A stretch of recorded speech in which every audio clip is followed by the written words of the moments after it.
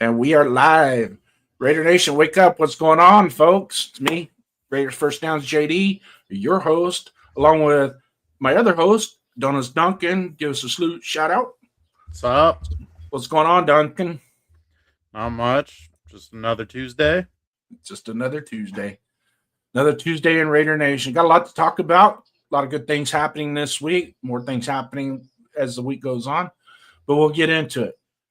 But for the longest time, the silver and black didn't just sit back, man. We didn't play it safe this year. Let's be real. We attacked free agency as we know it, right? And now I'm seeing people, oh, they overpaid, oh, they spent too much. Good. We got the guys that we wanted, we got the guys that needed, and we got guys that are going to make immediate impacts with this franchise. When did being aggressive become a problem? Riddle me that. When did cheap deals oh, you want great players? We got some great players. There is no doubt about that. Because the last time I checked, you don't build a winner shopping in the clearance aisle of the store. Okay? The front office went out, said that we were going to do. We're fixing the trenches. We're building this thing the right way. We're doing it now. And yeah, maybe they paid top dollar for some of the players, but that's what it cost. Okay? When you're done being a bottom tier team, you got to be ready to step up. So I'm asking you, Raider Nation, right now in the chat, are we finally building something real? Or are you just still stuck in the mindset of being scared to spend money? Because I'll tell you this, I'd rather swing big and miss than sit quiet and stay mediocre. Let me hear what you got to say. A plus, we'll grade them. A plus, B plus, C plus. It's your call. But don't just put a letter in there. Give us your take on what it means. Or did we overpay? Where are you at? Duncan, hit that flank. Raider Nation! Stop scrolling. The silver and black conversation starts right here. Hot takes, real fans, no filters. This is the show where Raider Nation speaks. So crank it up!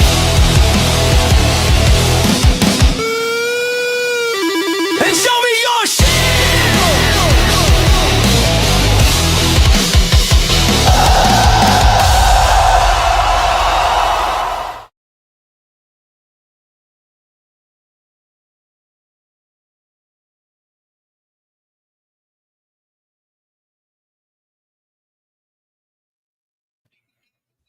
And now we're going to take the bull by the horns, my friend.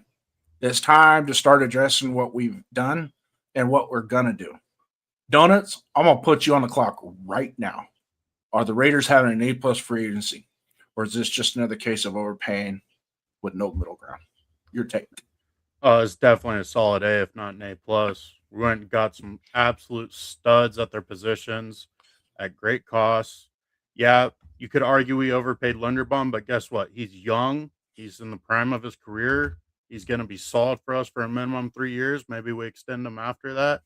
And he shores up the center of our offensive line. Then we got two great middle linebackers and an edge in Paye, which none of them I had thought we overpaid at all. And they're going to make a great team on that defensive line and linebacker core. Like, who's going to run against us with those three guys plus Crosby? Nobody's getting outside of that. Just hopefully our defensive line gets shored up a little bit more on the inside. Everybody's going to have to pass against us. And then we had that trade that you could also add in, even though it's not technically free agency, where we get that nickel cornerback. The guy's going to shut down that inside real easy. And he can play a little bit of that outside linebacker spot in different formations. Like, I don't see how you can argue that it's not at minimum an A. What's your take on the type of talent that we brought in, the type of talent that we acquired in the free agency? How does it pertain when it comes to leadership? Because to me, the leadership factor is the biggest thing. I mean, ultimately, your play is going to dictate the most in the leadership category, and all these guys that they brought in can play really, really well. It's not always about being vocal, but definitely in both the linebackers that we brought in, they're pretty vocal, but they also play really hard and real downhill. So can definitely get behind guys like that. And Linderbaum, very, very solid in that middle. He's very good, known throughout the league to being one of the best guys at calling out stuff prior to the snap of the ball. So he's definitely going to be able to lead that offensive line also. Leadership is not lacking, and we're not lacking that leadership department at all with these free agents we brought in. Yeah, and that's kind of the eyeball. That's what I see in that with my eyes as well. As the type of players that we're bringing in have leadership qualities to them, and so it's not all pushed onto one person to be that leader. Because in all honesty, very good franchises have multiple leaders throughout in every room of that building. But before we get going any farther, you want to give a shout out to our chat. Do a roll call for us real quick. Yeah, we had Ryan saying they hate us because they ain't us. Raiders. I mean, we all know that feeling. Yep. Raiders always getting that hate. Sacktown Mike, salute, buddy. Salute, Sacktown. Jack, what's up, Raider Nation? Rorschach Raider showing up, just showing support. I hit the thumbs up. Salute, buddy. Yep. Thanks, brother. And keep that wrench on your side in case you got to fix anything for us tonight, okay? Because if we for some reason some yahoos want to get in here and start chatting it up the wrong way, Rorschach, you got her back, right? Yeah. So stay safe at work. I don't know what you do, but I always want to get home how you left. No. Come home safe, my friend. So let's get into this, man. We got a bunch of topics to talk about.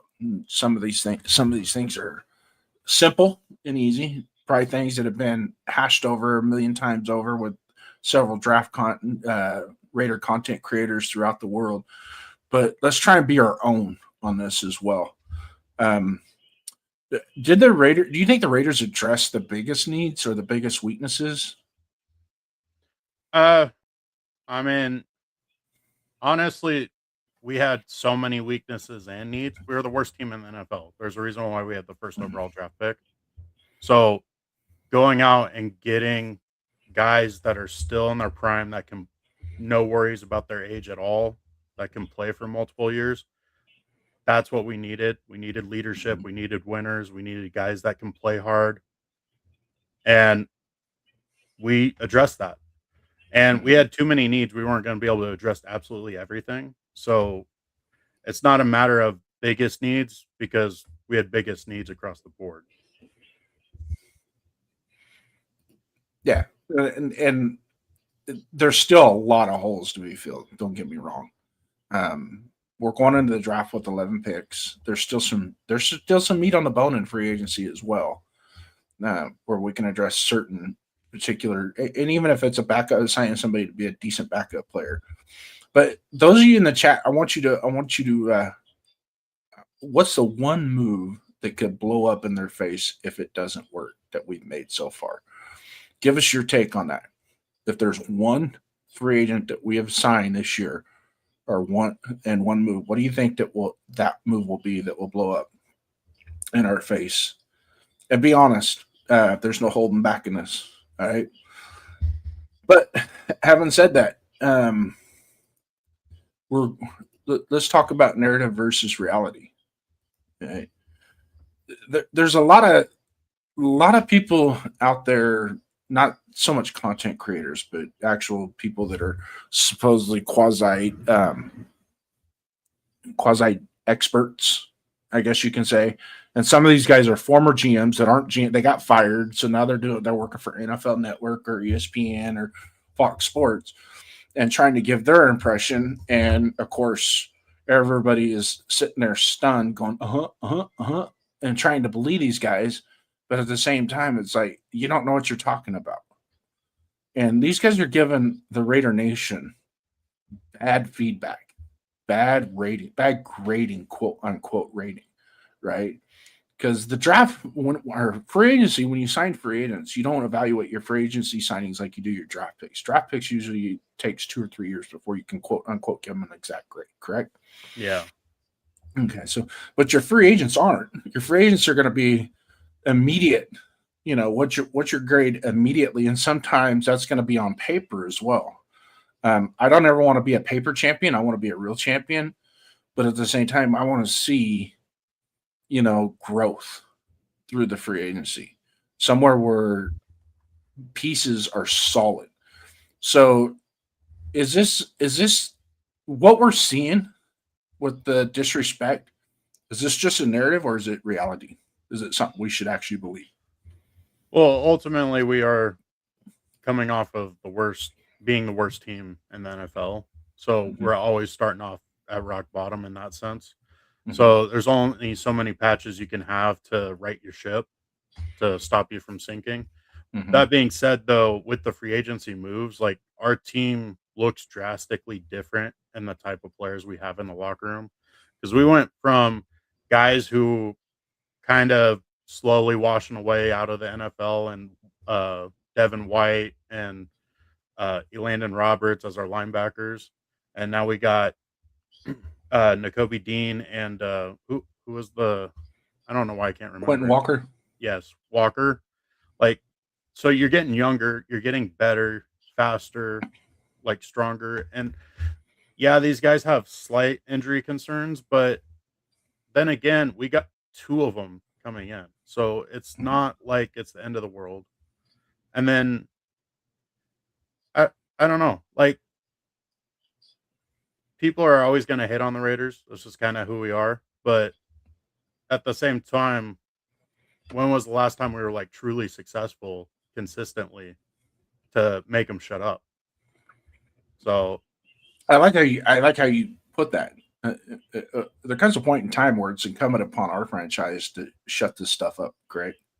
yeah, So the proof is in the pudding type situation. Make it count.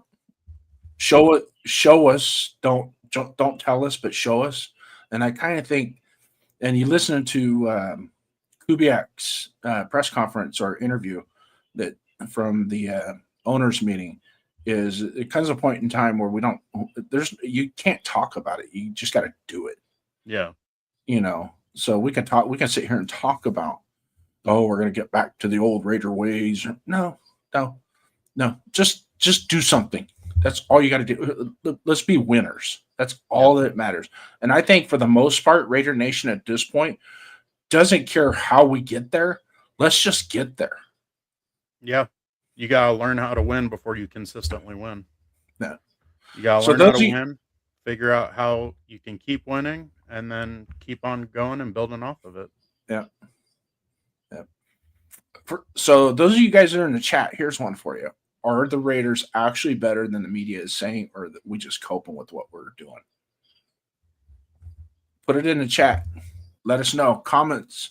Don't be afraid to leave a comment in the comment section as well. But this is your show. If anybody's out there who wants to chime in, let us know. Next Effects is in the house. Salute, Next Effect. Thanks for coming, buddy. So obviously after free agency, now the big hot topic is NFL draft. Got the hoopla of, is Ty Simpson better than Fernando Mendoza? Trying to cause drama when there is none, just to try to keep their ratings up because it's kind of boring. We all know Fernando Mendoza is the first pick, whether you like it or not. I do. He's going to be the first overall pick. Now, that being said, the question is, what are the Raiders going to do in the next few picks? Like in the second round, third round, fourth round? Like, what are we going after? Mm-hmm. I mean, we still got a lot of big holes to fill. We're in desperate need of a true free safety. Us moving to a 3-4, a lot of people think we definitely 100% need a true dominant nose tackle. Definitely need some more cornerback help because we're really, really thin there. DeCam Richardson right now, I think, is listed as our number 3 outside cornerback behind Porter and Stokes. We don't have a true number 1 receiver. We do have Brock Bowers, who's our number 1 target, but we don't have a true X receiver. And we have Genty, and then nobody behind them except for Labe and the practice squad guy. Mm-hmm. And offensive line still a big question mark. I mean, from what they're saying, it sounds like they like our tackles between Grant, Miller, and Glaze. They like those 3. So wouldn't be too surprising if they don't draft another tackle. And then they brought in some depth and re-signed Meredith at guard. And obviously they brought in Linderbaum. So as far as the offensive line goes, I could see them sticking with what we got right now. Because it's hard to tell exactly what we had when we had such a terrible offensive line coach and offensive system last year. So, I mean, I want to hear from chat, like, who are the must-gets round 2, round 3, maybe even round 4? Like, what do we absolutely need to get? Because we got plenty of holes. So, in my mind, going BPA, it's hard to get a wrong answer that way. Do we trade back, try to get a couple more top 100 picks, get more talent in, or do we try to trade up to get a surefire blue chip player? 805, what's up? Who's Salute Fernando 805, Mendoza? thanks for coming. I think this one's for you, Jason. Well, I'd be more than happy to draw him a picture of who Fernando Mendoza is. No, he knows who he is. He's just messing with you. Next spec coming in, you got him there. Yeah, you guys know who I like. I mock in them and Rodney's Discord like crazy, but a mixture of BPA and need would be ideal scenario. And ultimately, like going BPA, there's going to be a lot of lining of the pieces where BPA lines up to being a need. So at least in the first 3 or 4 rounds, it's going to be hard to get a BPA guy on a position that we already have. I would love to see that drawing. It'll be stick figures. I don't think 805 is willing to open his eyes to the drawing. No. No. He'd be probably doing like this going, I know who that came from. I don't want to. I mean, gotta keep it interesting. I mean, some people have their opinions, and I know 805 looks at the tape a lot, and I just respectfully disagree with his opinion, but that's what they are. They're opinions. And if we can't discuss them, what is there? Nah, I don't really necessarily disagree with his opinion because absolutely what you said, a lot of it is factual. It is. A lot of it is factual, but a lot of it is there's so much more hidden than what we see, you know, that I think that elevates him to that number 1 pick. A lot of the intangibles, they go, well, what's intangibles? Intangibles are a lot of things. Leadership, cerebral concepts, being able to just being a smart, mature adult about it, taking his craft seriously. And I'm going to be quite honest with you, 805. I have PTSD when it comes to Alabama prospects because for some reason, I don't know what it is. To me, it just seems like everybody that comes out of Alabama, when they get in the NFL, they feel entitled. Like they're from Alabama, they're the best player on the field already, yada, yada, yada. And it just doesn't happen. You know, I mean, other than Travis Henry, Josh Jacobs, Patrick Surtain, but how many more prospects have come into the NFL from Alabama and just did not they didn't carry their water like they should have, like they were drafted. So that kind of bothers me a little bit as well. But having said it, it just watching Fernando, it seems safe. You know what I mean? It just seems safe to me. And that's why I guess I would be beating the drum a little bit harder for him than to take Tyson, then trade back, get Ty Simpson, and then come to find out that the NFL game is too big for him. You know what I mean? From an overall physical and mental standpoint. I know he's athletic. Don't get me wrong. He's athletic. But can he take the hits in the NFL? You know what I mean? Because we saw what happened when he took hits against grade A college football teams.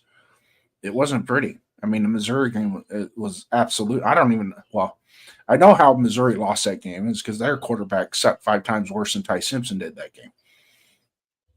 Yeah. But go ahead. No, it's for me. I already got my mind made up on Mendoza, and like since we started our podcast, I've just been trying to always been saying just don't overthink it. Like Mendoza has shown enough to be that number one overall pick, especially in this draft for our team, like specifically for our team. Like it just makes the most sense in the world, especially with how they've been trying to build up this roster. They go and get a smart center that's going to be able to make calls for protections pre-snap to take some pressure off of any quarterback that's back there. They bring in another receiver like Naylor, who's decent route runner. And obviously they drafted Genty last year, who's going to really tote that ball and carry the workload in the run game. And then you have a stud like Bowers at tight end, who's a super safe outlet for any young quarterback. So it's like this offense isn't perfect for a young quarterback. If it was, we wouldn't have been the first pick overall. But we're definitely in a good position for a young quarterback like Mendoza. No. And like what Adolph is saying here, I had the same exact feelings. The NIL has really changed. Alabama is definitely not your daddy's Alabama Crimson Tide. That's for sure. It's a lot different. I think the playing field has been leveled out a little bit more, and conferences as well across the board. It's not just we still talk about this SEC is the best. I don't know. That Big Ten and the ACC's got a little pop to it too. So it's just a matter of these schools that are gravitating towards the NIL and taking advantage of the NIL. It's going to make them better in the long run. Yeah. But anyways, getting back we're talking draft strategy. What at the 36th pick, what are you going to do? Ultimately, I'm going to sit at 36 and see who's there. And depending on who's there and the amount of players that I have graded that I want to take at 36, I may be looking at trading back. And I think that might end up being the move, is trying to trade back like 4 to 5 spots and pick up another top 100 pick, kind of similar to last year. That being said, I'm not doing a double trade back. I really like the cornerback, Chris Johnson, out of San Diego State. I think he plays the ball really well, and he can play both man and zone. And I think he really can fit well in this type of defense where they want to really get after the quarterback. And he could end up being a key player for a team like us that's trying to be hungry after the quarterback. Another thing is we do definitely need a true free safety. EMW Emmanuel McNeil Warren is another great pick. He's not technically a true free safety, but he can play it. He's kind of a guy that can play many, many positions on that back end of the defense. He can play a free safety, play strong safety. He can come up, play the slot, can play an off linebacker. So he's definitely a nice utility knife that they can plug in and kind of play everywhere and kind of mix it up a lot with Chin back there. Like Next Effect also has some guys that he would like ideally. EMW, like I just said, McDonald, the defensive tackle, Caleb Banks, guy with the re-aggravated broken foot from Florida, and then Jacob Rodriguez, linebacker from Texas Tech. All those are great players. Banks, I'm not willing to take at 36. But that foot is got me wondered too. Yeah. I'll be quite honest with you. Best player available at 36. I really think there's going to be a guy that's going to be on our draft board, say around 20 to 25, is going to fall to 36, and we're going to hit that pick. I just had that gut feeling. For some reason, I had that gut feeling. It's somebody. I wish it was Thieneman from Oregon. Yeah. I really wish it was. You talk about a true free safety, strong. You could play strong safety, free safety. Ooh, good Lord, that kid can play. Yeah. I've been seeing him being drafted in the teens in the first round. I don't know. I don't really agree with that. I think earliest he should be going is like 22, but I still think he should be creeping into the second round. And if he does, I think he's the easy home run pick for us because he's a true free safety. Another safety that I like later in the draft that's a real ball hawk is Bud Clark from TCU. Mm-hmm. So that's always a name to keep in mind if we don't draft a safety early on, like second round, third round. Bud Clark should be sitting there in the late third, early fourth. So we may end up having to trade up for him. Next effects in, let's look at how NIL is affecting NCAA basketball. Not a lot of Cinderellas in the tourney now. Your big schools with big money are going to win most of the games, but you're still going to have Cinderella stories that are going to be out there. I think NIL for college, I think it's going to lead more to like the really, really good coaches on the big programs. They're going to end up consistently winning now. Yeah. My take on NIL, I like the fact that they brought in NIL that solved a huge debate for years. And I'm okay with the transfer portal as well, allowing players to hit the portal and transfer to one better themselves. But here's the take that I have on it. You got to tie the two together. Okay. You have to, if a kid's coming out, 4-star, 5-star recruit coming out of high school, signs a huge NIL, right? If you sign an NIL coming out of college, you a minimum have to play 3 years at that university. You cannot hit the portal for 3 years. Yeah, I can agree with that. I think that would help fix up a little bit because there are players that are just NIL hopping. There's no integrity behind it. Yeah, none whatsoever. And you're getting so much of this, and they haven't even put a kibosh to this. Is where you have schools that are offering NIL money when a kid is still going to another school when they're not supposed to do that. Like they need a tampering period. Yeah, well, no, there's no tampering period. No, you want to hit the NIL, you hit the NIL, or you want to hit the portal, you hit the portal. No, you know what I mean? You don't like it at your school, you have a justified reason of leaving your school, whether your position coach got hired somewhere else, or the academics isn't what you thought it was going to be, or the atmosphere or the environment that you were promised. You could check a bunch of boxes. Okay, I'm going to the transfer portal, right? So essentially a free agency period where, right. Okay, they announced they're going to free agency. Yep. Now teams can start talking to them and offering Yep. them. Yep. And that's the only time you can do it. Great minds think alike here. Next fact saying, what do you guys feel about snagging Bud Clark? I think he probably posted that right when I was about to say it. No. But yeah, I like Bud Clark a lot. I think him and Chris Johnson, if we're able to snag both of those guys, we can start seeing a lot of turnovers in the next few years. Money chucks in.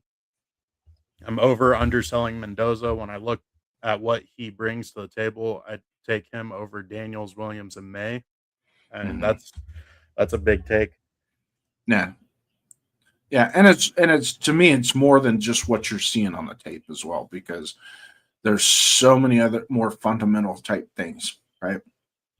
Now, one of the biggest knocks on him is taking snaps under center. He took snaps under center 3% of the time, correct? All right. Well, that's not really an issue, because there's a lot of really good quarterbacks in the NFL that only take snaps 5% of the time. But there's also another issue with snaps under center as well. It's just not the quarterback's problem. I ask you this: do you think Genty can take a handoff from a quarterback from under center? Well, he never got to do it, right? Or let's talk about the center that we just signed, Linderbaum. Does he have the battery, the perfect battery of snapping the ball to the quarterback under center the same way? Because that changes as well. Your fundamentals of snapping the ball from under center versus snapping it back to the quarterback is different. Your foot placement, how you step off, because when you snap under center and you got a guy lined up head over you and the quarterback's right behind you, you got to get off and get leverage quick. Otherwise, it's going to be a bad day, right? Yeah. So, and we saw that with the Baltimore game year before last when the quarterback took the snap from under center, and the center just got knocked right back into the quarterback because he's not firing off like he's supposed to. So there's a whole plethora of issues involved with the taking the snap under center versus just staying in shotgun or pistol formation. Heck, I think Derek Carr at one time. No, it wasn't Derek Carr. It was somebody else. I know Derek Carr had to take a victory formation from pistol because he had broken his finger. Yeah. But there was another quarterback that absolutely could not take a snap from under center or refused to, and they would do the victory formation from pistol formation. And it's like, that's not good. So, yeah. So, but we can go down that rabbit hole. We got 24 more days until the draft, 25 more days till the draft, or 24, 23, I think, something like that. So, I mean, those are going to be a lot of conversation. Tomorrow, we have Pro Day, Indiana Pro Day, which is going to be televised on the NFL Network. So there's going to be a lot of chatter about that, you know. So I'll be interested to see how many of the anti-Mendozas got their pen and paper out taking notes. 805. Yeah. But for the most part, there's going to be, you know, and I know there's going to be a lot of people that are going to be. It's Pro Day, guys. Come on. You know, Jamarcus Russell had one of the best pro days that any prospect ever had in the history of the NFL. Look how that turned out. Not too good. So, but Money Chuck's saying, how often do you find a quarterback with his elite accuracy and intelligence, and to add on top of that performance in the red zone and his toughness, all of that in one package? 34-0 in the red zone, and that's at two different schools. Yeah, and two different systems. So let's run through the chat real quick. I know you're on it, so hit the chat. We're getting behind. To go back to the draft, I think I mentioned this in Raider Jeff's show, but what are the odds that if he is there in the third, Mark Davis makes the call on Zachariah Branch with that pick? I think 0. Mark Davis is going to take a back seat and let the guys that he hired do their job. That being said, if Zachariah Branch is on their board at that position, then it's going to be their easy pick. I'm going to say I don't think we're even going to draft Branch. They have other receivers that they've been looking at and have in mind. Yeah. So I don't really see Branch as being that guy that they're looking at, because they brought in Derek Young to cover the special teams. So I don't think that's as big of a need as it was prior to that signing. Yeah. Raider Jeff's in the house. Salute, boss. What's up, boss man? Rose Townsend saying hi to Jeff. What's up, Rosetown? Salute, man. Oh, shout out to Money Chuck as well, man. I didn't forget. And my guy, Marcus Banks. What's up? Not a Raider fan, but he's always welcome in the black hole with us. Yeah, he's basically family at this point. Yep, he's family. I think we line up early under center to allow Mendoza time to take a look. I think everything will be fine. Well, I'll tell you this. I guarantee you he's been taking like 75% of his practice snaps that he's been training for his pro day. I guarantee you the vast majority of them are under center. And I won't be surprised if every single throw he makes at his pro day is from under center. Like, just to put the point that he can do it. Yeah. Plus, Mendoza has the height to see over the line under the center. Yeah, definitely. Yeah. Big advantage. Being 6'5", taking snaps from under center is huge. Yeah. Huge. And he's a very underrated athlete, too. Like, he's not the fastest guy in the world, but he can get downfield. Yeah. What were you going to say, Jason? That's where if you want to use the Ty Simpson Fernando Mendoza comparison, Fernando has a huge advantage being 6'5", taking snaps under center at the NFL level than what Ty Simpson will. So Ty Simpson is going to require a little bit more shotgun. Having said that, I got my fingers crossed that the footwork of Mr. Mendoza will play itself out. I don't think it's that difficult to coach that part of it up, but at the same time, it is a huge learning curve for him because of footwork from under center it's absolute. Because you can see a lot of like Jared Goff and even Josh Allen and Herbert and all those guys, when they do take snaps from under center, it is very awkward. It's just not. It's not as fluid as it should be. So that's why I'm not going to hold it again. That's why I'm not going to hold that against him, because there's other quarterbacks in the NFL already that struggle to take snaps from under center. Yeah. So Mendoza's a technician. Like, if he thinks he needs to work on something, he's going to put his full heart and effort into it and make sure he can do it. He's just one of those guys where it bugs him to not be able to do something.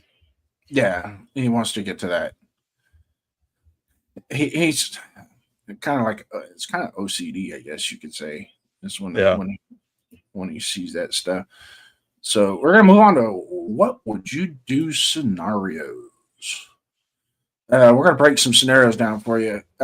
First and foremost, we talked about best player available, correct? Should the Raiders prioritize best player available, or should we go with need? I think at the 36th pick, it's going to hit both. It's going to hit both markers. I even think in the third round, it's going to hit at 67. 67. Well, what's funny, and I've said this in previous shows that I've done, that you really, when you start to come off that, and really the whole draft in and of itself is not cooked with absolutes. If I was to put absolutes, there's only two guys really in this draft that I would consider absolute, and that's going to be Jeremiah Love and Caleb Downs. Those two guys, I think, day one when they hit the ground, they're going to be on ESPN. They're going to be on NFL Network showing their highlights, because that's just who they are. They're just that at that tier of talent.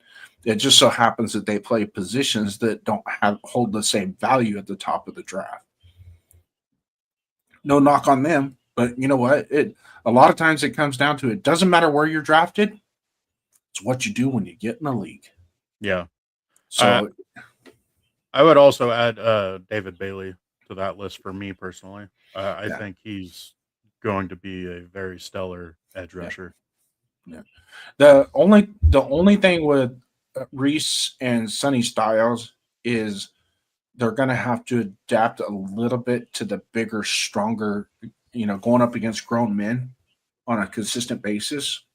So it's going to kind of, they're still going to make plays. They're still going to be valuable, very valuable to their team. They're going to be good draft picks wherever they're picked in the draft. They're going to be good. Their value is going to be sincere. But it's just, you're going to have to be a little bit patient with those two guys, because they're going to have to overcome just a little bit more. Kind of like Nakobe Dean when he first came in. He had to overcome a little bit of the size factor and start to realize that I have strength, I have power, and I have speed. It's when I use it, try not to abuse it type situation. Yeah. So I'm going to ask you this. Is it smarter to take a blue chip talent regardless of position? Yeah. Okay. I mean, we're a team lacking talent. Yeah. Take it. But how many blue chips are we looking at, though? There's not a lot in this draft. I mean, you're all of them that fall to you. Well, you got to consider them blue chips, right? I mean, for the most part, your first three rounds, you're drafting for starters. After the third, once you get past 100, pick 100, you're drafting for roster fill and with potential. Yeah. Like guys that have the tool set, or the guys that have a lot of production without the actual physical traits. You're getting guys that have potential, but like you said, they fill those positional roster needs. Personally, me in the draft, like once I get into that fourth round, I'm trying to look at like position need, and then the guys there that have a lot of like traits that might give them something to be able to perform in the NFL level. That's where I start looking at like the smaller school guys. Like there's a cornerback. I'm This always happens to me. Always forgetting names. But that's where I start looking at those smaller school guys that have a lot of talent, but they're in a small school, so you don't really know if they know how to use their talent or not because of the lack of competition. And then also you got the guys that may have had an injury that fall into like the fourth or fifth round, or the guys that are kind of don't really produce for whatever reason it may be. Uh, but those later rounds, I try to get the guys with the higher talent than production. Okay. Yeah. Well, I could tell you this: production matters, and there's going to be guys in the fourth and fifth round that had a lot of production in college, but they slid back because they don't have the measurables. They don't have the overall eye popping look, I guess you could say, to them. Yeah. But when you get them in the building and you start coaching them up, you start to realize that's a football player right there. Yeah. And we got them in the fourth round. It happens, and it happens. But the biggest thing is you can't depend on that.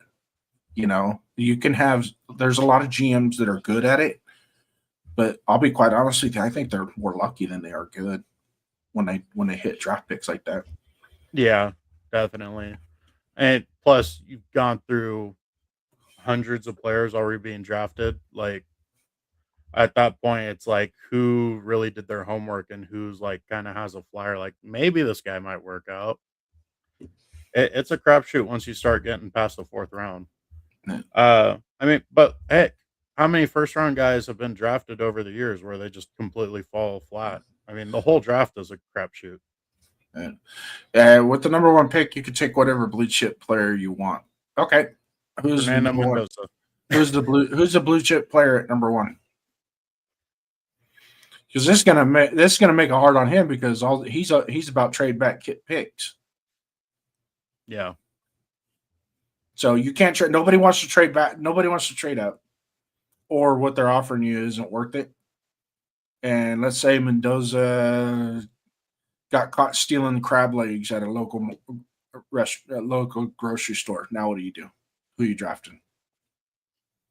So if you got it, show us. So if we're kind of on the consensus of BPA at 36, what if we get someone like Concepcion, Cooper, Boston at that point? Would you consider that a BPA pick or wasted opportunity? To be quite honest with you, it's going to depend on how I have that individual graded versus the others. And it's going to come down and be quite honest with you. You take Cooper and Boston and you put them with McDonald and Pons, you're talking fraction of points on your evaluation score that's going to determine who they pick. Now, I can't tell you how they're scoring these, how they're rating these players or what, I don't know if they're giving one guy an 89 and another guy an 88 or vice versa or whatever. I can't tell you that, but I can tell you this: if it does come down to a guy that's an 89.6 and another guy's 89.5, they're probably going to go with the 89.6 because it's not gonna kill them in the momentum that they're trying to build the roster, because each one of those positions is a position of need. Yeah. I like Concepcion. The only knock that I have on him is his intermediate to long, his intermediate routes, because he could get covered up with the size. He can get covered up pretty easy, making the throws a little bit more difficult. But he does have he's very good at getting separation, and once he's got the ball in his hand, he is dynamic. So I'm not going to compare him to Tyreek Hill, but I put him in that class of Tyreek Hill. It's risk versus reward. But I wouldn't complain. In fact, I'd kind of be a little excited if we got Concepcion. Because he can be that guy that as soon as he gets the ball in his hand, you better stand up because it's going to get live real quick with his feet. So it's just a matter of getting the ball, I think, is going to be the most difficult part. other than what we got to go nose tackle. To be quite honest with you, Jeff, I'm in that boat. I think at 36, if a highly touted prospect of a nose tackle falls there, because that's something that not only that type of player is just going to make those 2 free agent signings we have that much better. Especially in a 3-4. Can you keep my linebackers clean? Can you reset the pocket? Can you move your guy offline? Can you win at the point of attack? That's what I want. And McDonald checks those boxes when it comes to, but there's a guy probably going to be there at 67 from Missouri. Ding, ding, ding, ding, Missouri. Chris McClellan, that I think can do the same thing. Only thing with Chris is he's a little bit taller, but he does play with a low pad level, and he does move people off the ball. So it's interesting to see if maybe we take a shot at Chris McClellan in the 3rd round, and we go BPA in the 2nd round, whether it be a wide receiver or cornerback or any type of secondary at that point. Another big name in the 3rd round for D tackle or nose tackle is Dominic Orange, Big Citrus. Yeah. I do think there's a chance that he's not even on the Raiders board just because of possible attitude issues. Because I've been hearing a lot of stuff that he's a big character, but every time people start talking about it, they never give like a definition, like it's a negative character or he's just a loud, boisterous guy. Like, so I don't know. It's hard to know what all the homework that like our front office gets, but Dominic Orange is another name to look out for in that 3rd round. Yeah. And then later in the draft, there's also Dante Corleone, who's really good too at that true nose tackle position. Yeah.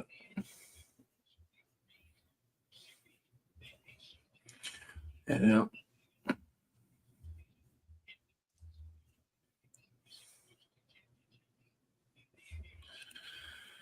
But I like this comment from old Jeff. Man, I wish you had something to back it up with. So let's move on to realistic expectations for the 2026 season. Marcus had one question for the draft related. Yep, sorry. Oh yeah. Questions: Are the Raiders even considering a nose tackle at all during the draft? Yes, they are. Okay. I don't know if they have their 30 visit with the nose tackle, but don't be surprised if they do eventually. I know for sure they had one. I just can't remember the player's name. But they did have one with a nose tackle. Was it Romelio Height from Texas Tech? No, Height's edge rusher. Or Hunter. Was it Hunter? No, one of those guys. Hunter either. It was. We had the update in our Discord, and it was a while back, so it takes me a while to find it. Yeah. But they did bring in a nose tackle in their top 30 visit, so it is in the book of possibilities. I know off of Kubiak's press conference that he had, I think it was today, this morning, he definitely heavily hinted at that he's not comfortable with our safety room. So I think safety is a definite. We're going to draft somewhere. It just depends. Yeah, it depends on the player and at what round. Okay. Which is great because I when you watch that interview, you can tell there's a plan of attack. Yeah, and that's what I like. Is there a plan of attack? And it's the same thing with if we trade back with whoever, Jets or the Cardinals. What's the plan of attack? Yeah, it's like, well, you get this guy, and then you adjust the quarterback at this point, and hopefully, it just as you gamble with a draft pick being your quarterback, are you going to gamble with a veteran to come in and marry up with Kubiak, because we've seen it to where a veteran quarterback that maybe has struggled and it was journeyman and going from team to team, all of a sudden they land with Kubiak, and Kubiak is able to get the best out of them and make them what they are. And don't get me wrong, I don't think Sam Darnold is Sam Darnold without Kubiak last year. Yeah. And you'll probably see it this year. You'll probably see you'll see Darnold slip in his performance. I hate to say it, but I just think Kubiak is one of those guys that has the ability to put his quarterbacks in the right position to be successful all the time. That was something Gruden was good at the first time, and he was starting to get Derek Carr that way, getting him a little bit, and then his emails came out. Yeah. What do you think of the D tackle from Florida State, Darrell Jackson Jr.? He's 345, big man with a 7-foot 2-inch wingspan. He's a pretty good player. If I'm not mistaken, he jumped around NIL so he played for 3 different schools. Yeah. I don't remember the original school he went to, but then he went to Miami for 1 season and then went to Florida State. And then he had his best season at Florida State this last season. Mm-hmm. He's definitely a very intriguing prospect, and he's another guy that's probably going to be around that 3rd round mark. He's very strong. Very, very strong. Mm-hmm. And we got Michael Guerrero coming in. Salute, Michael Guerrero, man. Thanks for coming in. Go ahead. Sorry. The Raiders will always be disrespected until we start winning. Yeah, 100%. And I kind of hinted on that earlier. Is media always giving us hate and basically not giving the Raiders enough respect. But at the end of the day, what respect have the Raiders earned in recent years? I mean, we haven't been able to consistently win. Yeah, we've had 2 winning seasons sprinkled in this 20 years of misery, but we never shown we can consistently put it together. And until that, I don't expect the media to sing our praises for anything. Yeah. I really enjoyed as my time as a Raider fan getting the disrespect when we were winning. Yeah. That's when it's fun. That's when people just want to hate us because we're the Raiders. That's right. Yeah. So what? What are you gonna do about it? Yeah. So is it okay if we stick on the Kubiak conversation a little bit? Go for it. On his interview. One thing I wanted to bring up is he gave a big shout out to Tucker during his interview. I don't remember the interviewer that asked him the question, but they're basically asking, has any of the players from last year's team stuck out on the film and since he's been in the building really kind of left a mark on him? Mm-hmm. And he said Tucker. Mm-hmm. Tucker was the specific name he brought up. He said that Tucker's the guy that, like Max, is in the building really early, is there 4 to 5 days a week, putting in his work, getting his time in. And on the tape, he really liked how Tucker played. Mm-hmm. And so that gives me hope that maybe this is finally the Tucker year that we've been craving, because the past 2 seasons we've been saying this is Tucker's time, this is Tucker's chance. Mm-hmm. There's nobody really in the building that can do his job. He's got to step up. Yeah. Well, now we got a coach coming in and specifically name dropping him, so maybe there's a nice role that's going to be carved out for him. Yep. I like the hope, but I'm going to be a little apprehensive towards you, my friend, because Trey Tucker is going into a contract year. Well, it's time to shine. Wow, that kind of scares me as now all of a sudden the performance. But I'm going to flash back to last year. I think last year wasn't so much his lack of performance, but lack of opportunity, which was the case with pretty much the entire team. I think with the coaching staff that is willing to push the pieces around and keep everybody involved versus just trying to develop a small core and the nepotism, and it just you can't have that. You can't have that. It doesn't work in little league. It doesn't work in high school. It doesn't work in college, and it definitely doesn't work in the pros. You don't take specific players and make them the standouts just because you like them as people. Yeah. You put your best players in the best positions with the chance of winning. That's what it comes down to, winning.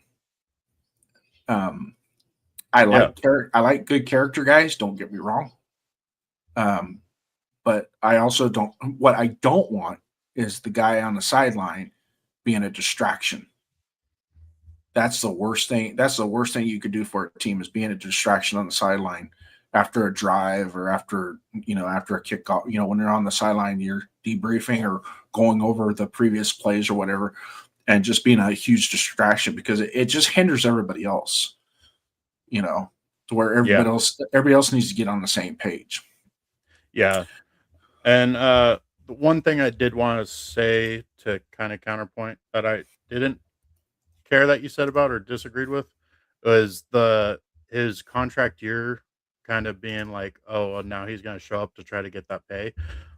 To be fair to Tucker, he's had a new offensive coordinator every season, and that whole offense, like, there's no consistency.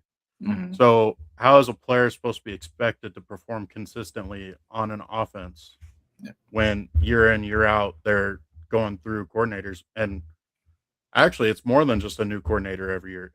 They're getting 2 new coordinators every year. Yeah. And that goes for everybody on that team. So it's building the consistency and solidifying the coaching staff, getting the right coaching staff, and making these guys better than what they are. But hey, before we get going too long, I need to get this in real quick for one of our chats. Raiders. Now that's for you, Rosetown. Thanks for coming in. Raider Ryan coming in with I like when Tucker came out of college with the wrestling background, showing his aggression and strength. Mm-hmm. Getting to see him break through this season with a better coaching staff. Yeah, absolutely. Yeah.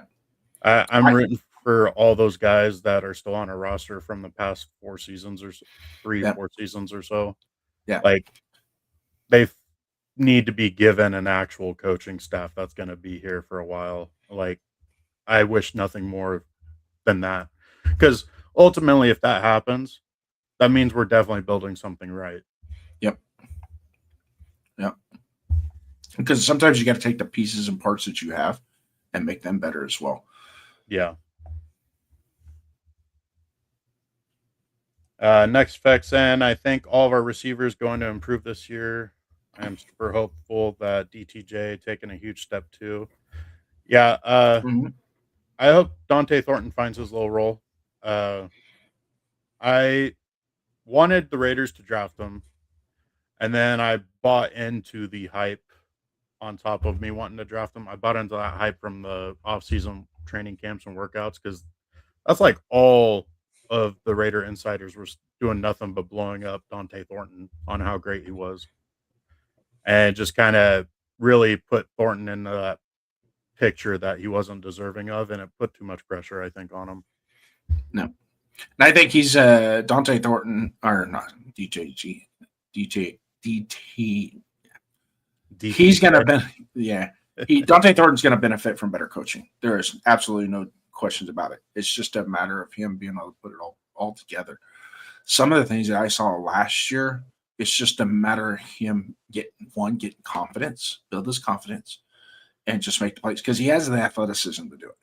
Yeah, it's just a matter of building this confidence. And if you've been a Raider fan long enough, you've seen the same thing, right? We can go all the way back to Dokie Williams was like that. Even Cliff Branch, it took Cliff Branch 3 years before he became the Cliff Branch that we know. He couldn't catch a cold in the middle of Alaska in winter, but he worked at it. And him and Fred Blitnikoff, they really fed off each other and got better. And Dokie Williams was another one. Then we transition later on throughout and like Darius Hayward Bay, what was that tight end that we had back in the 90s? That I had never seen a guy drop the ball 3 times on the same play. It was like he dropped it, caught it, dropped it, caught it, and dropped it again. And finally it was incomplete. And I was like, while still running. Yeah. And he was Like in the end zone by himself. All the way to the end zone. Ricky Dudley. I kid you name. not. I was sitting there and I end zone seats, and he's wide open. The ball hits him in the hands. It pops up. He hits his hands again. And it looks like he's got control, and then he fumbles with it, and then it starts to go out of bounds, and he grabs it, and then before you know it, it was like I even the crowd went on the same play. How does that happen?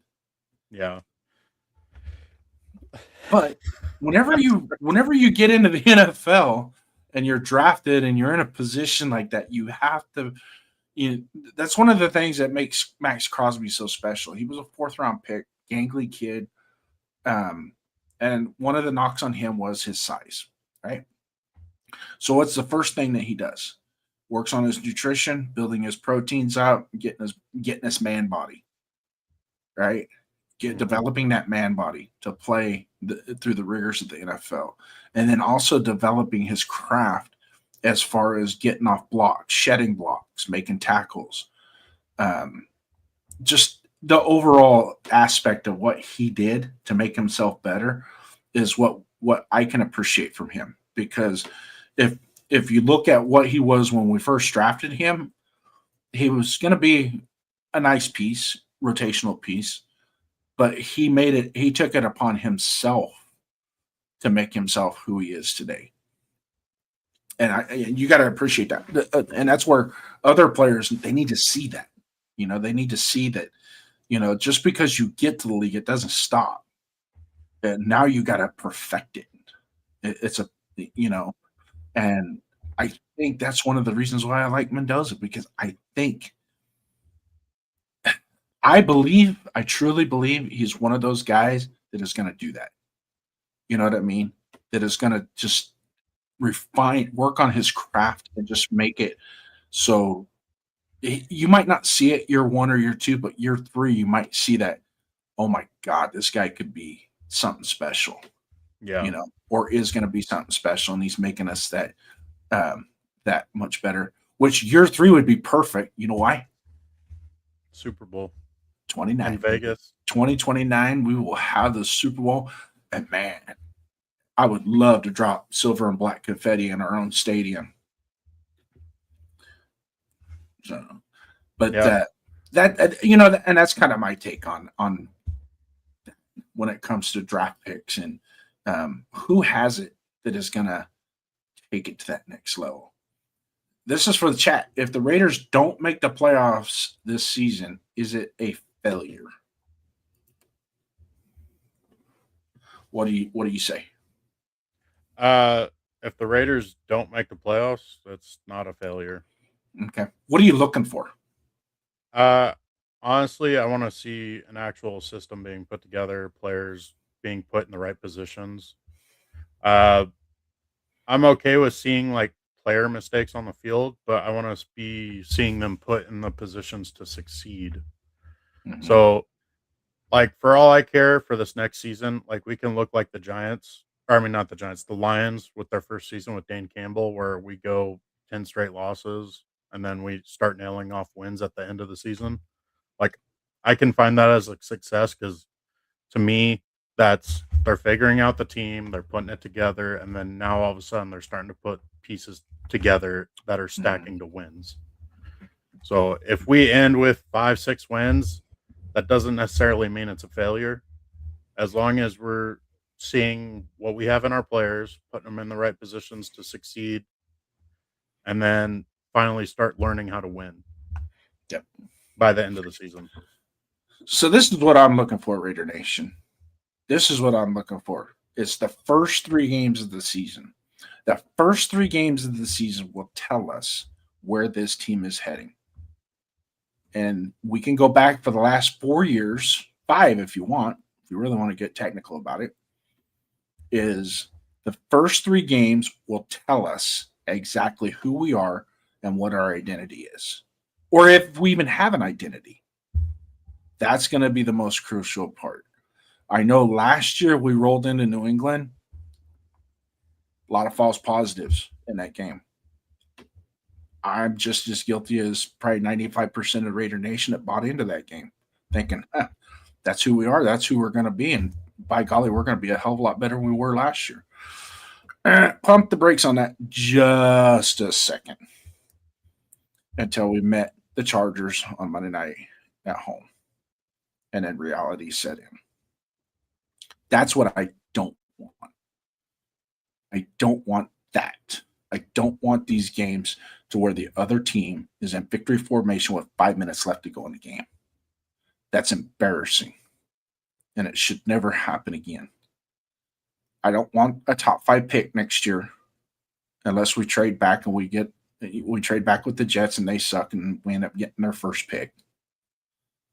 But unless that happens, no, I don't want a top 5 pick. But I also want Mendoza. I'm sorry. That's just I've watched him play, and then I've watched his interviews going back to Cal, and it's just like there's something about what his ascension just keeps going and going and going. And all the takes that I've heard, some of them are perceived to be in a negative light. But I'm like, how can you do that? That's not a fair assessment. Yeah, it really isn't. And then you turn on the tape, like the UCLA game. I go about a week ago. I pulled up the UCLA game, put it on the TV, and I'm watching the UCLA game. I'm sitting there going, where does all this theory come from? You know, I get it. I get the RPO thing. We could beat that till we're blue in the face with that RPO thing. I get it, but there's even a lot of NFL teams that still. Kansas City still runs it 20% of the time. So, I mean, it is what it is. I'm not gonna bang over it, but I can tell you this: I've watched enough of them to make my own opinion, and my opinion is that kid could be special. He could be. I'm not gonna say he's Joe Burrow. I'm not gonna say I'm not gonna give him a player comp. I'm not. Same thing last year with Genty. Oh, he looks like Barry Sanders. Reminds me of Barry. No, he don't. No, he don't remind me of Barry Sanders. You know what he reminds me of? Ashton Genty. Let him be Ashton Genty. Why can't he? I'm just, let's be fair about it. Well, on the topic of being fair, also is the people that are criticizing Mendoza, they don't give him the credit for improving every year as a starter. Yeah.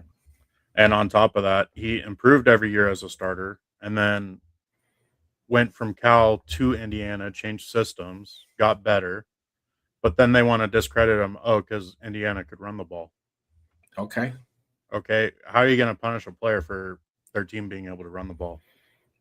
If Mendoza comes in and only throws 25 passes a game and Genty's hitting 90 to 130 yards a game, I'm good with it.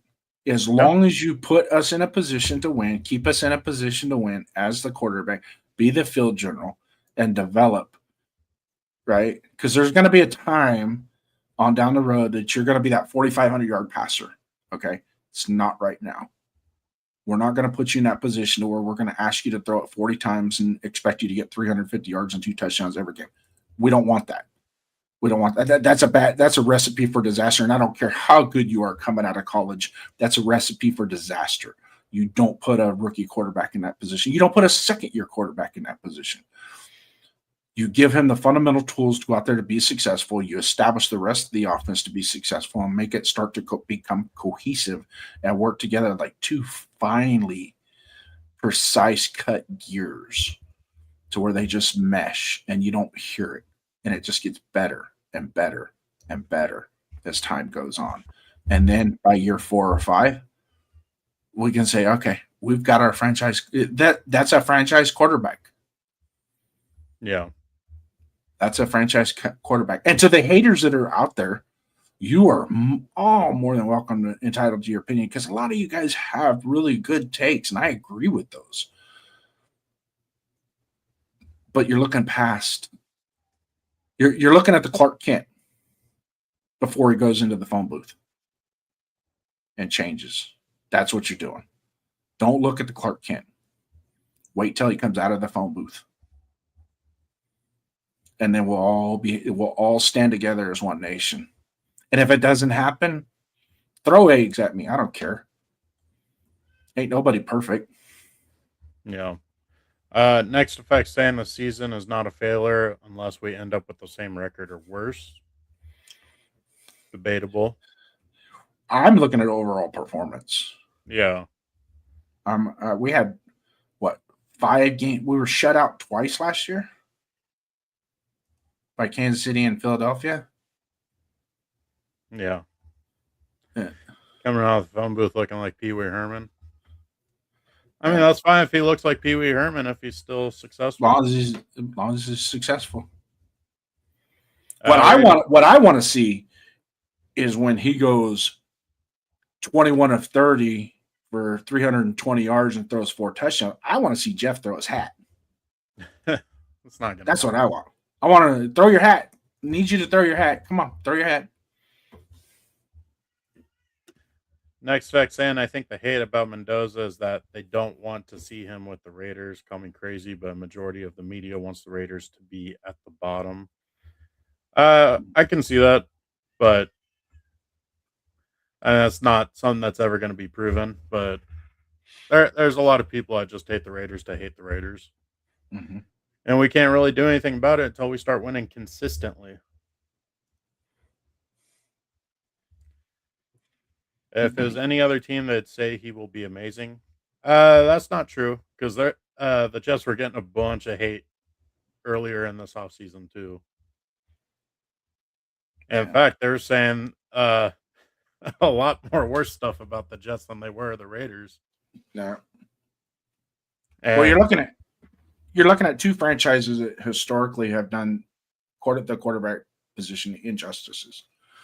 So that's where you can't blame the media and you can't blame fans for jumping on that bandwagon, because both franchises have done nothing to make the quarterback position obviously worthwhile, or give credit, or be able to give them credit to having a decent quarterback room. Well, the Raiders never really invested the draft into it. Like the last time we truly invested into the quarterback position, you could say Carr, but he was a 2nd-round pick. Mm-hmm. But then before that was Jamarcus Russell in the 1st round. Like, we don't invest in the quarterback, draft-wise. Whereas the Jets, they've had many, many 1st-round draft picks in the quarterback position, and they ruin every single one of them. Yeah.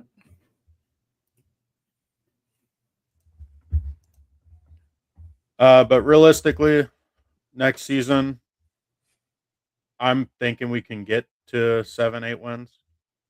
But ultimately, the journey on getting there is what's going to tell the story. I'm not going to put a number on it.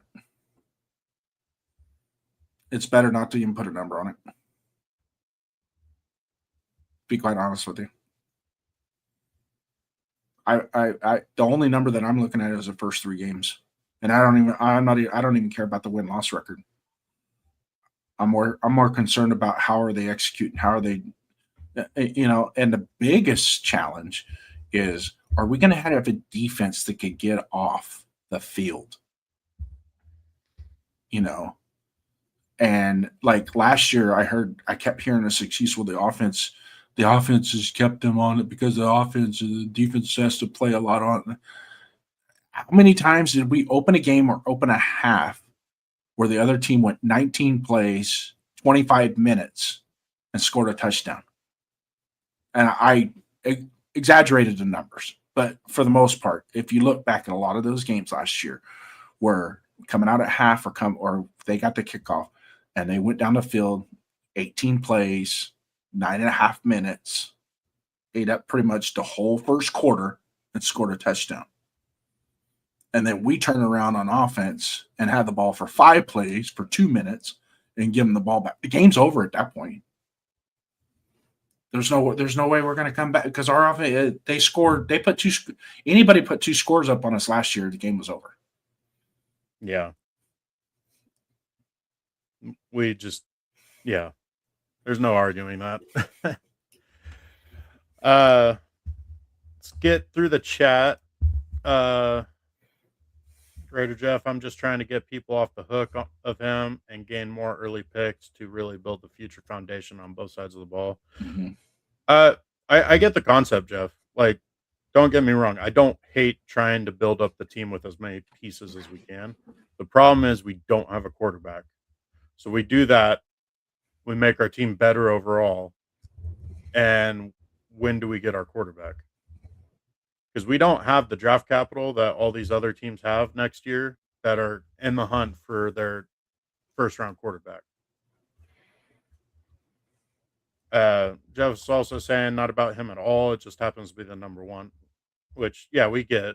I mean, there's a legitimate theory on trying to trade back to get more pieces within, like, the top 100 players to build up your team overall. Like, I get it.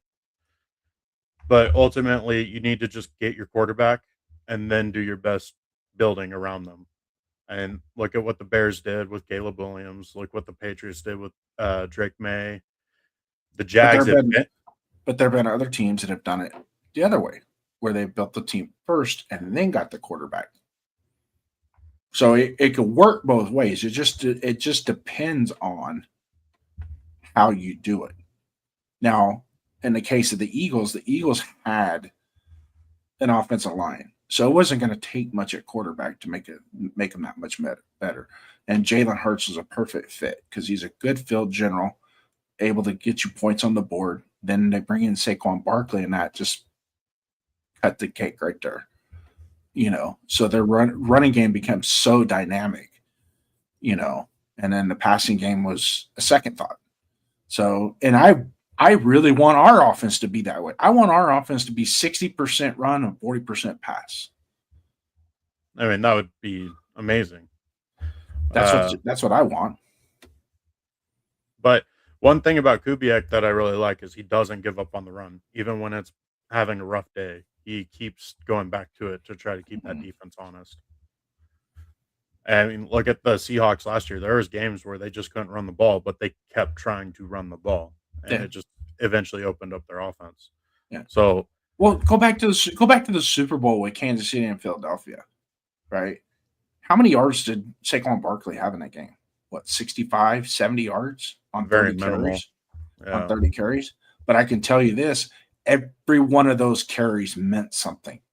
Yeah, it did. It that was probably the best 70-yard rushing performance I've ever seen in a Super Bowl. Because it got to the point where the Kansas City Chiefs they were tired of tackling him, which led to Jalen Hurts running, which eventually led to down the field passes because now they're creeping up to try and stop the run. And they're doing a good job of stopping the run. Don't get me wrong. Well, I wouldn't say stopping it, but they slowed it down enough to where it could be an advantage to them, but they didn't take advantage of it because Philadelphia had a good defense and put Patricia in some bad spots and made plays and scored a touchdown and, jumped on them quick and they didn't let up. Yeah. So, and that's something we got to get to that point. We got to get to the point where when we put our defense out there, they're going to beat the hell out of that quarterback consistently every series. And then when we get the ball back, we're going to run it and we're going to run it down the field. And then we're going to take our shots when we say we're going to take our shots. Not when you say we're going to take them, we dictate when we're going to take them. Yeah. And what goes into that is our offensive line. And Money Check coming in with, are you gentlemen really comfortable with our offensive tackle situation? Miller goes down, Grant's the backup. I'm not high on Glaze as the starter. I feel we need more depth there than at guard. I still would prefer more depth at both positions. But from the talks of both Spytek and Kubiak throughout this offseason, it seems like they are really content with Miller and Glaze as the starters, and they have hopes for Grant. That being said, Rodgers can also play the offensive tackle position, but that's assuming he wouldn't be the starting right or left guard, depending on where JPJ is. I mean, it's possible Rogers isn't a starter because they did re-sign Meredith, who can play that left guard position fairly well. I mean, at least as a pass blocker, he's great. As a run blocker, he gets bullied. But I mean, as far as us being comfortable, what do you think of the offensive tackle position, Jason? I think, and then listening to the press conference today, I think they're pretty comfortable with their tackle positions right now. They're still a little. We still don't have a true analysis of Grant. We got a very limited taste of him last year. Limited. And I think JPJ Glaze was actually a product of poor coaching last year, because there's no way a guy performs a rookie year like that and regresses that fast that much without saying it's got to be coaching. It has to be coaching. No ifs, ands, or buts about it. But on the flip side, Glaze does have some limitations at the right tackle. His feet he's not as fluid in the feet as he should be as a right tackle. So those are some things that hopefully he worked on, like jumping rope, playing some hopscotch, or getting on the basketball court and playing some basketball, work on your feet. So those are some things that you could do. I mean, he's young enough that he could develop that, pick up his feet, pick him up, put him down, get that set, getting that set, that swinging gait set, and your base down. So you're not getting pushed back. So, And those are things that they were never addressed last year with that coaching staff. I have zero idea what the hell they were coaching, but you can tell it was bad. Yeah. It was bad. Well, when the players straight up have to hold their own meetings because the coaches aren't teaching them anything, like that just goes and shows everything. Yeah. And that report would never see the light of the day unless it was true coming from the players. Yeah. Ray or Jeff, getting back to the quarterback conversation, Mendoza in the draft. There are other quarterbacks in the draft, but if we trade and get some ones for next year, we most certainly can be in the play for one of those next year. Here's the thing, though. The teams that are going to end up with the top 3 or 4 picks are most likely not going to trade back at all next year, because they're most likely going to need a quarterback. And who's to say how those quarterbacks actually pan out? Because we thought this quarterback class this year coming out was going to be a lot better than it was. And look, we ended up with Mendoza, and not very many people even heard of Mendoza before this season. So there's no guarantee in any of that. Mendoza's there, you take him, and then you can worry about building the team after. Yep. And then build the team accordingly. And if for some reason 3-4 years down the road, Mendoza hits that ceiling like Derek Carr did, then you go get another quarterback, and then you keep going. The one thing that we failed to do is when in 2017, 2018, we saw Derek Carr hit his ceiling, and we weren't going to get any better than that with him, right? We failed to address that and go and get and try and move up and get a quarterback to replace him. And then we ran him out of the building without a. Then ran him out of the building with that, because Ziegler and McDaniels knew more than everybody else. They were smarter than everybody else. You know what? I wouldn't be surprised.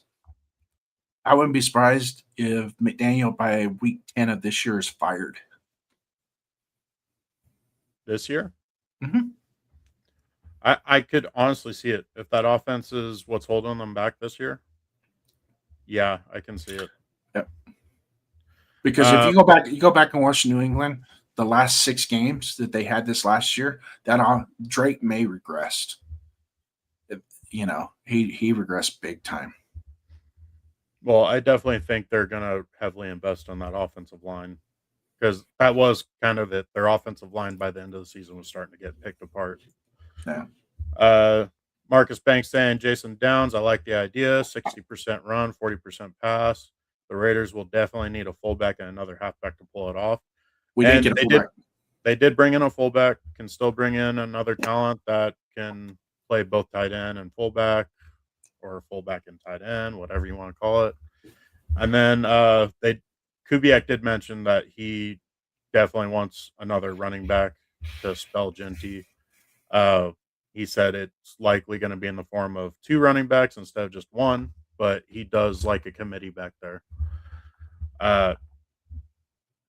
His words were basically saying that it's a long season to have 1 running back carry the load. So it's not that Genty can't do it. It's that he doesn't want to put Genty in a situation where he has to carry the rock 30 times every single game, because he's just not going to last. Yeah, I think we're going to get a running back in the draft. Probably be in the 4th. We have 3 4th-round picks, and there's always good running backs in the 4th round. Guys that can come in and spell the load, and maybe even hit a couple home runs, have a couple home run games. You know, look at who got picked in the 4th round last year. You know, that were starters. Yeah. You know. Yeah. So, no, I completely agree with that. Like, they're not going to settle for guys that can just go on the field and give Genty a break. They're going to want guys that can be weapons in their own rights. Mm-hmm. And they'll keep hunting for that running back or running backs that can do that until they find a good tandem for Genty. Money Check saying Glaze is on wide zone right tackle. I completely agree. His lateral movement blows, and that's what Jason was kind of getting into with his footwork. His ability to be able to move side to side and get out there. And that's his biggest weakness in the passing game too, is going against those speed rushers on the wide outside. Like, he just doesn't keep up with them. And Colton Miller's going to struggle with the white zone too, just so you guys know. Yeah, I mean, even though he's more athletic, he has every time we switch to it. Yeah, and we're constantly going back and forth from power to zone. And when we run power, we look way better. Every time we go into zone, it's like, knew this was going to happen. That being said, though, this time we actually have a true offensive line coach that can really, really coach it. Were you in my head just now? Hey, man, sometimes great minds think alike. I was like, that's what we talk about our free agency, but I'm going to tell you right now, I think with our coaching staff on the offensive side of the ball, ding, that was a home run. Ding, that was a home run. That was another part of Kubiak's interview this morning. Was he was talking about is it Dennison is his name? Mm-hmm. He said that he wouldn't have come to Vegas without him. He basically confirmed with Dennison, like, anywhere I go, you're coming with me. No. If you can't go, then we're not going, kind of thing. Well, it's really, in all honesty, I don't know. I can kind of see the dynamic in the family. I could say, without a doubt, Rick Dennison is probably like Clint Kubiak's godfather. When it comes to Clint Kubiak and Kyle Shanahan, those two boys, whenever that Rick Dennison is like their uncle. Yeah.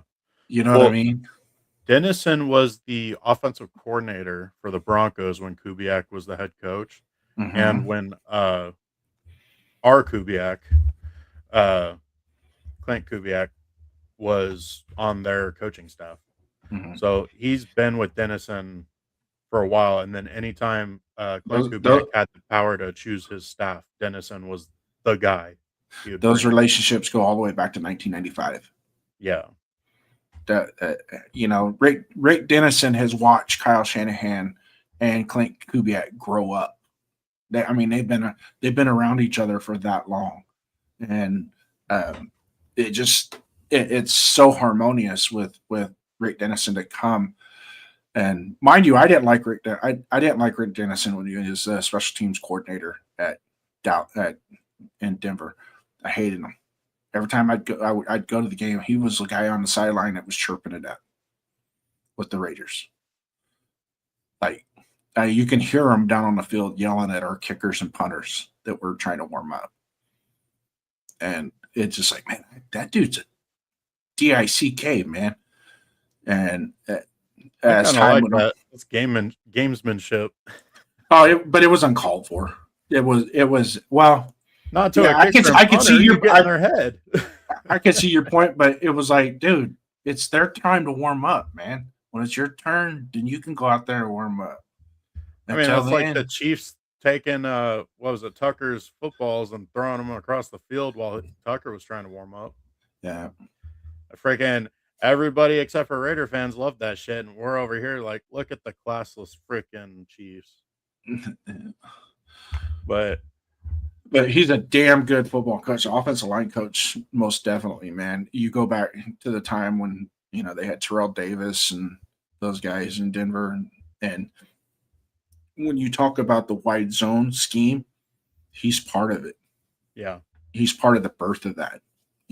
Or the not so much the creation, but the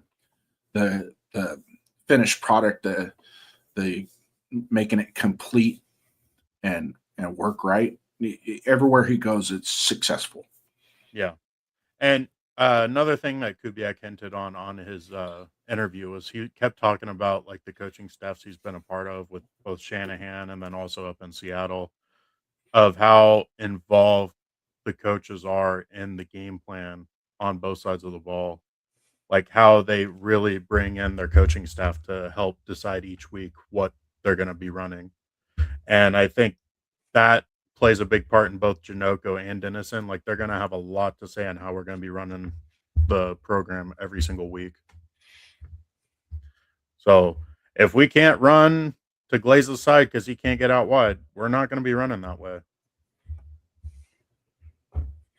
Yeah. So having said that, we're going to move on to the Raiders. So we got that part done. Chat, I'm going to ask you this. Which position group worries you the most? Put it in the chat. What worries you the most about what we're doing right now with the Raiders? What's your take on that? What's the worst position? What's the worst position group right now? I think cornerback. And then after cornerback, I think it's safety. We'll just say secondary altogether. Let's just lump those all together. Secondary. Okay. Secondary, number one.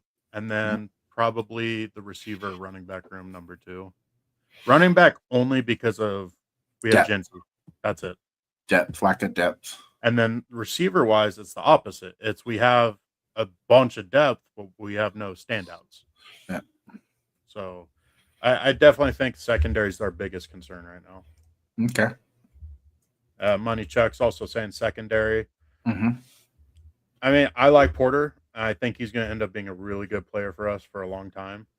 That being said, our other corner that we just re-signed, he worries me a lot just because we're not going to be running cover 3, and he is a true cover 3 cornerback.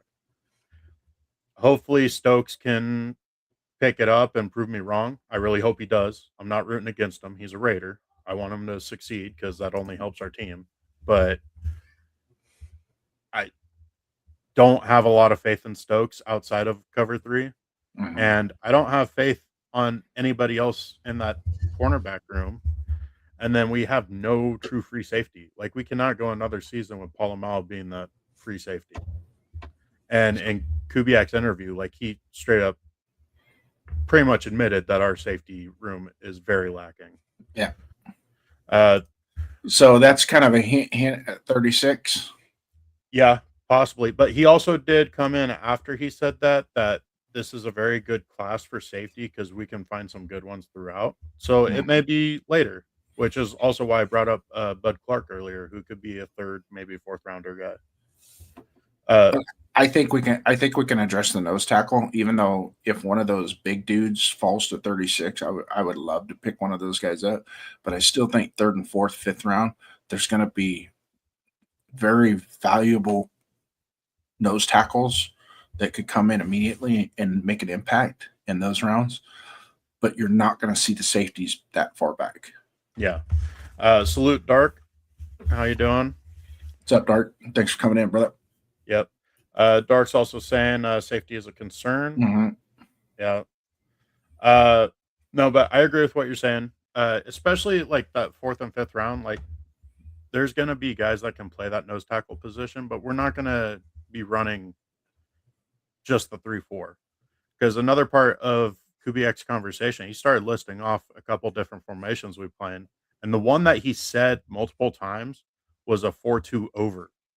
Mm-hmm. So we're going to be running a decent amount of 4-man fronts too on top of the 3-4. So we're not going to need a true nose tackle every single play. So getting a guy that can play that nose tackle role and be a role player from when we do need it, that can be filled in that 4th or 5th round. Yeah. I agree with that. So those of you that are just joining us, salute. Thanks for coming in, Dark.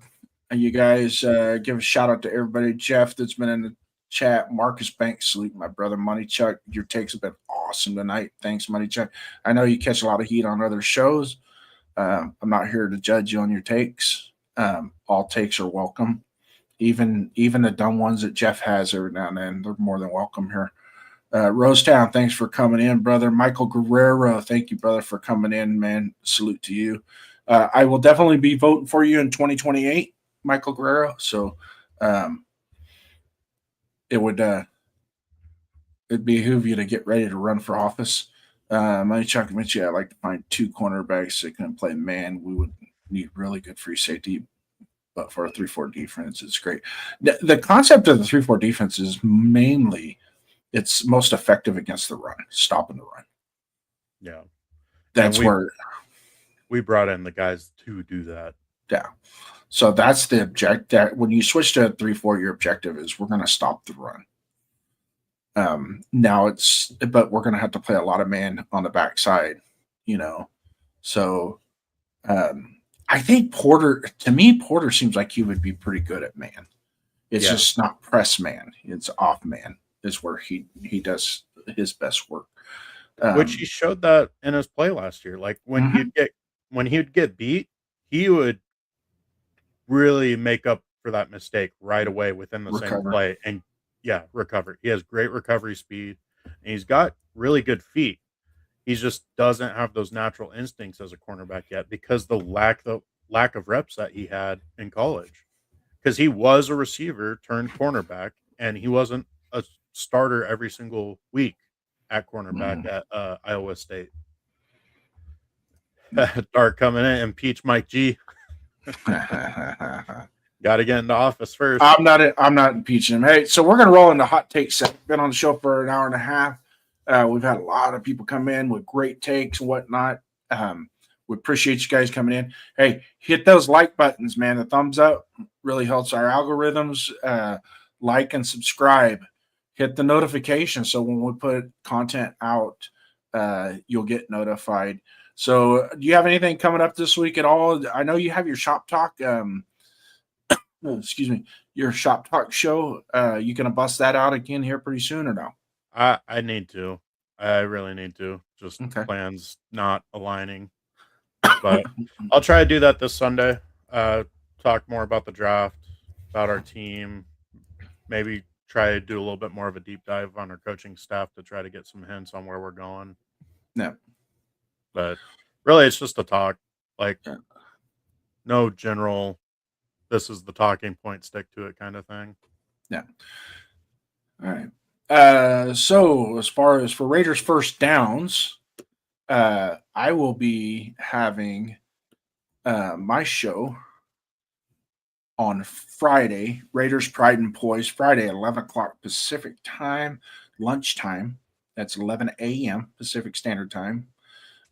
So if you're on your lunch break or whatever, you're at work and you want to pop in, throw some stuff in there, yell at me, do whatever you want. I don't care. It is what it is. But Raiders Pride and Poise Friday, 11 a.m. again Pacific Standard Time. Hit those bells, man. So when I get going, you guys get the notifications. We can get rocking and rolling. I'll be talking a lot about what's transpired with the pro days. We'll debrief some of the topics that were brought up during the owners' meetings. And we'll discuss the dynamic of the front office. And there's been some changes to the ownership of the Raiders that a lot of people need to be very, very aware of going forward in the future. So I haven't said that. Friday, 11 a.m. 401 Raider Jeff on Friday night has his No Huddle show. Part of the 401 Jeff, Raider Jeff company. We like to promote that at I believe 6 o'clock. He goes live, No Huddle. It's a call-in show open to all fans that want to come in and talk football. He'll be live Friday night. Saturday night, myself and 401 Raider Jeff will have Raider Nation Voices. If you haven't seen that show on Saturday night, it's extremely a blast. This last week I think we had 10 call-ins and about 4 messages, and the chat was just going insane. And you talk about having a good time on a Saturday night, that's the one to be. So check my on my account, set those bells, or go to 401 Raider Jeff's account, check his bell, get those notifications. For those of you guys that are doing both, it doesn't hurt to watch it on my side of the show too. It's the same show, just watch it on my side. Kind of helps me out a little bit. I'm just trying to build that up. And then also my partner Duncan's Donuts, subscribe to his channel. We got to get these subscriptions up. We're running a little bit loose right now. It's been 5 months and we're not really getting the numbers that we like, but we're still having a good time doing it because that's what it's all about. It's just having fun. And we do this with you guys. We met a lot of good people on this show. I've met a lot of good friends, and I cherish those friends. Even 805, I consider as a really good friend. Shout out to 805, man. And Severe and Chris from Protect the Shield. And then also check out some of the other content creators that we have that we've kind of communicated with over the time, and check their shows out as well. But once again, we really appreciate you guys being in. But before we go, we're going to get into our hot take segment. And this is what the show is all about, right? We know the draft matters more than free agency. I get that. But free agency comes before the draft. So that's where the heat really starts to take place as soon as we get into the draft, into free agency, and we start buying pieces. And that's buying pieces, not just selecting pieces, but buying pieces to make our team that much better. We as fans sometimes could put ourselves in a position where we think we did great, but other people don't. The media still doesn't respect the Raiders, no matter what we do, no matter what. But I want you in the chat right now before we go home tonight, we close the show out. I want you guys in the chat or in the comments section, just tell us, is this roster better than what people think? Give us some, and I did some research on who was giving us negative grades, and I'm sure there's more people out there that are, but I know there's always that won't say either way because I think they're scared that the Raiders are actually cooking. He doesn't yell. He's just passionate. Didn't know my friends yell at me like you do, Jason. Oh, come on. Ain't nobody yelling at you. Might want to slap you a couple times. Jason just leaves the cap locks on a little too much.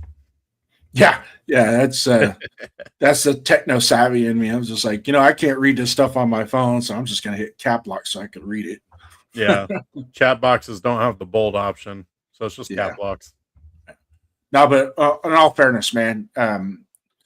Also, to 805 tomorrow night, I believe you have a show.